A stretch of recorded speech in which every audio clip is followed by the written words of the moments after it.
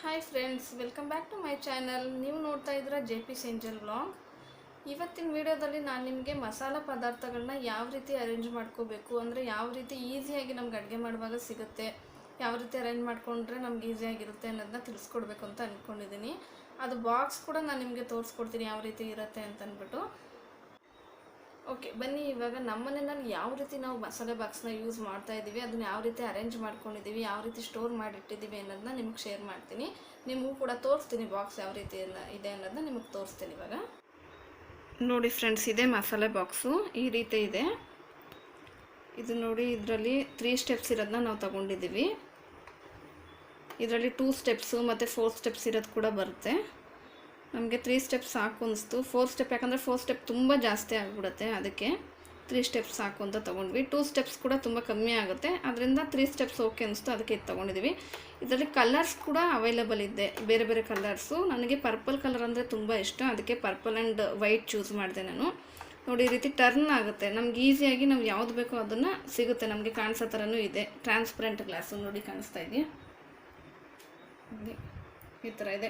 ಇಲ್ಲಿ ನೋಡಿ, ಫಸ್ಟಲ್ಲಿ tea powder, ಈ ಕಡೆ ಜೀರಿಗೆ ಇದೆ, ಇಲ್ಲಿ ಮೆಣಸು ಕಾಣಿಸ್ತಾ ಇದಲ್ಲ, ಸಾಸಿವೆ, ಮತ್ತು ಈ ಕಡೆ ಸೆಕೆಂಡ್ ಸ್ಟೆಪ್ಪಲ್ಲಿ ಸೋಂಪು, ಚಕ್ಕೆ, ಲವಂಗ, ಏಲಕ್ಕಿ, ಸಾಸಿವೆ ಈ ಥರ ಇಟ್ಟಿದ್ದೀವಿ. ಇಲ್ಲಿ ಬಂದು ಪೌಡರ್ ಇದೆ, ಈ ಕಡೆ ಗರಂ ಮಸಾಲ ನೋಡಿ, ಗರಂ ಮಸಾಲ, ಕಡಲೆಬೇಳೆ, ಉದ್ದಿನಬೇಳೆ ಇದೆ, ಅರಿಶಿನ, ಧನಿಯಾ ಪೌಡರು, ಮತ್ತು ಇಲ್ಲಿ ಖಾರದ ಪುಡಿ, ಈ ಥರ ಸ್ಟೋರ್ ಮಾಡಿಟ್ಟಿದ್ದೀವಿ. ಅಂದರೆ ನಮ್ಮ ಕೈಗೆ ಬೇಗ ಸಿಗುತ್ತೆ ಇದು. ಈ ರೀತಿ ಅಂದರೆ ಹುಡ್ಕೋ ಅವಶ್ಯಕತೆ ಇರಲ್ಲ, ಅಡುಗೆನೂ ಈಸಿಯಾಗಿ ಆಗುತ್ತೆ ಮತ್ತು ಕ್ವಿಕ್ಕಾಗುತ್ತೆ, ಬೇಗ ಬೇಗ ಮಾಡ್ಕೋಬೋದು ಈ ರೀತಿ ಇಟ್ಕೊಂಡ್ರೆ. ಮತ್ತು ಸ್ಟೋರೇಜ್ ಕೂಡ ನಮ್ಗೆ ಜಾಸ್ತಿ ತೊಗೊಳ್ಳಲ್ಲ. ಎಲ್ಲಾದರೂ ಒಂದು ಅಡುಗೆ ಮನೇಲಿ ಒಂದು ಶೆಲ್ಫಲ್ಲಿ ಒಂದು ಕಡೆ ಲಾಸ್ಟಲ್ಲಿ ಇಟ್ಬಿಟ್ರೆ ಸ್ಟೋರೇಜ್ ಕೂಡ ನೀಟಾಗಿ ಮಾಡ್ಬೋದು. ನಮಗೆ ಸ್ಪೇಸ್ ಸೇವ್ ಆಗುತ್ತೆ, ಜಾಗ ಸೇವ್ ಆಗುತ್ತೆ, ನಮಗೆ ಈಸಿಯಾಗಿ ನಮಗೆ ಸ್ಟೋರ್ ಮಾಡಿ ಇಟ್ಕೊಳ್ಳೋಕೆ ಕೂಡ ಈಸಿ ಆಗುತ್ತೆ, ನೀಟಾಗಿ ಕೂಡ ಇರುತ್ತೆ. ಮತ್ತು ಓಪನ್ ಕೂಡ ಅಷ್ಟೇ ಈಸಿಯಾಗಿ ಮಾಡ್ಕೋಬೋದು. ಇದು 2 ಪಾಯಿಂಟ್ ಕೊಟ್ಟಿರ್ತಾರೆ, ತೋರಿಸ್ತೀನಿ ನಿಮಗೆ.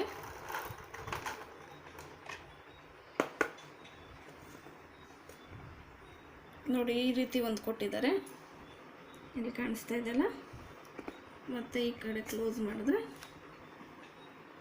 ಮತ್ತು ಈ ರೀತಿ ಕೂಡ ಕೊಟ್ಟಿದ್ದಾರೆ. ಇದೆಲ್ಲ ಈ ಥರ ಕಾಳುಗಳು ಹಾಕೊಂಡಾಗ ಇದನ್ನು ಯೂಸ್ ಮಾಡ್ಬೋದು.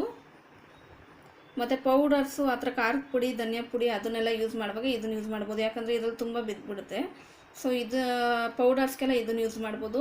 ಕಾಳು, ಸಾಸಿವೆ ಆ ಥರದಕ್ಕೆಲ್ಲ ಇದನ್ನು ಯೂಸ್ ಮಾಡ್ಬೋದು. ಮತ್ತು ಇದು ಓಪನ್ ಕೂಡ ಮಾಡ್ಬೋದು, ನಾನು ಇವಾಗ ನಿಮಗೆ ತೋರಿಸ್ತೀನಿ. ನೋಡಿ, ಈ ಥರ ಓಪನ್ ಕೂಡ ಮಾಡ್ಕೋಬೋದು ಈಸಿಯಾಗಿ, ಅಂದರೆ ತುಂಬ ಟೈಟ್ ಅಂತ ಏನಿಲ್ಲ, ಆರಾಮಾಗಿ ನೀವು ಓಪನ್ ಕೂಡ ಮಾಡ್ಬೋದು. ನೋಡಿ, ಈ ರೀತಿ ಅಂದರೆ ಕ್ಲೀನ್ ಮಾಡ್ಕೊಳಕ್ಕೂ ಇಷ್ಟೇ ಈಸಿಯಾಗಿದೆ. ನೋಡಿ, ಈ ಥರ ಇರುತ್ತೆ, ಈಸಿಯಾಗಿದೆ, ಕ್ಲೀನ್ ಕೂಡ ಮಾಡ್ಕೋಬೋದು ಆರಾಮ್ಸೆ, ಅಂದರೆ ತೊಂದರೆ ಆಗೋಲ್ಲ. ಮತ್ತು ಇದೆಲ್ಲ ಏನು ಶಾರ್ಪ್ನೆಸ್ ಇಲ್ಲ, ಕೈ ಕುಯ್ಕೊಳ್ಳೋದು ಆ ಥರ ಎಲ್ಲ ಏನಿಲ್ಲ, ಎಡ್ಜಸ್ ಎಲ್ಲ ನೀಟಾಗಿದೆ, ಕ್ಲೀನಾಗಿದೆ. ಇದು ಕೂಡ ಅಷ್ಟೇ, ಮುಚ್ಚಳನ್ನು ಮೇಲ್ಗಡೆದು ಶಾರ್ಪ್ ಇಲ್ಲ, ಕ್ಲೀನ್ ಕೂಡ ಈಸಿಯಾಗಿ ಮಾಡ್ಕೋಬೋದು, ವಾಶ್ ಮಾಡ್ಕೊಳ್ಳೋಕ್ಕೆ. ಆ ರೀತಿ ಕ್ಲೀನ್ ಮಾಡಿಕೊಂಡು ಹಿಂಗೆ ಇಟ್ಬಿಡ್ಬೋದು ನೀಟಾಗಿ. ಮತ್ತು ಇಲ್ಲಿ ಬೇಕಾದರೆ ನಾವು ಈ ಪಾಯಿಂಟಲ್ಲಿ ಬಂದು ನಾವು ಸ್ಪೂನ್ಸ್ ಏನಾದರೂ ಸ್ಟೋರ್ ಮಾಡ್ಬೋದು.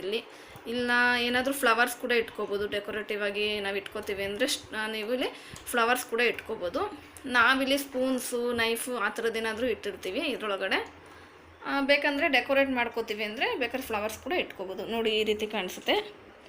ಮತ್ತು ಕಿಚನಲ್ಲಿ ಯಾವ ರೀತಿ ನಾವು ಇಟ್ಟಿದ್ದೀವಿ, ಹೇಗೆ ಕಾಣಿಸುತ್ತೆ ಅನ್ನೋದನ್ನ ನಿಮಗೆ ತೋರಿಸ್ತೀನಿ.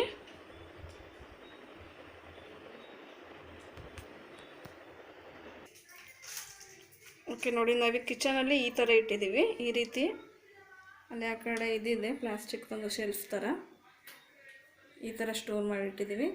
ಜಾಗ ಕೂಡ ಸೇವ್ ಆಗುತ್ತೆ, ನೀವೇ ನೋಡ್ಬೋದು. ಇಲ್ಲಿ ಈ ರೀತಿ ಇಟ್ಟಿದ್ದೀವಿ, ನೀಟಾಗಿ ಕೂಡ ಇರುತ್ತೆ ಒಂದು ಕಡೆ, ಅಂದರೆ ಗಲೀಜು ಆಗೋಲ್ಲ ಮತ್ತು ನಮ್ಗೆ ಈಸಿಯಾಗಿ ಕೈಗೆ ಸಿಗುತ್ತೆ ಅಡುಗೆ ಮಾಡುವಾಗ. ನೋಡಿ, ಕ್ಲೀನಾಗಿ ಈ ಥರ ನಾವು ಸ್ಟೋರ್ ಮಾಡಿ ಇಟ್ಕೊಳ್ಬೋದು. ಈ ರೀತಿ ಕಾಣಿಸುತ್ತೆ ಕಿಚನಲ್ಲಿ ನಾವು ಇಟ್ಟಿರೋದು. ಓಕೆ ಫ್ರೆಂಡ್ಸ್, ನೋಡಿದ್ರಲ್ವ ಮಸಾಲೆ ಬಾಕ್ಸ್ ಯಾವ ರೀತಿ ಇತ್ತು ಅಂತ.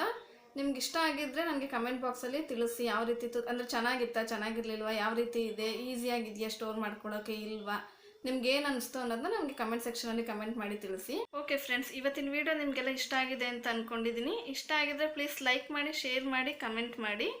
ಮತ್ತು ಇನ್ನೂ ಯಾರ್ಯಾರು ನನ್ನ ಚಾನಲ್ನ ಸಬ್ಸ್ಕ್ರೈಬ್ ಮಾಡ್ಕೊಂಡಿಲ್ವೋ ಅವರೆಲ್ಲ ಸಬ್ಸ್ಕ್ರೈಬ್ ಮಾಡ್ಕೊಳ್ಳಿ. ಯಾರ್ಯಾರೆಲ್ಲ ಸಬ್ಸ್ಕ್ರೈಬ್ ಮಾಡ್ಕೊಂಡಿದ್ದೀರೋ ಅವ್ರಿಗೆಲ್ಲ ಥ್ಯಾಂಕ್ಸ್ ಅಂತ ಹೇಳ್ತಾ ಈ ವಿಡಿಯೋನ ನಾನು ಇಲ್ಲಿಗೆ ಎಂಡ್ ಮಾಡ್ತಾ ಇದ್ದೀನಿ. ಮತ್ತು ನಿಮಗೆ ನಾಳೆ ನಾನು ಹೊಸ ವಿಡಿಯೋದಲ್ಲಿ ಸಿಗ್ತೀನಿ. ಅಲ್ಲಿವರೆಗೂ ಎಲ್ರಿಗೂ ಟೇಕ್ ಕೇರ್. ಬಾಯ್ ಬಾಯ್.